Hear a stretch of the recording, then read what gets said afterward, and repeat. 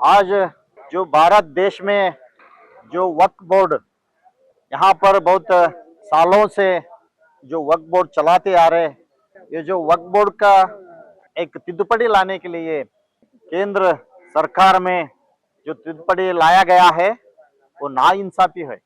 इसलिए आज भारत देश में हर राज्य में प्रोटेस्ट हो रहे, इसका खंडन हो रहा है।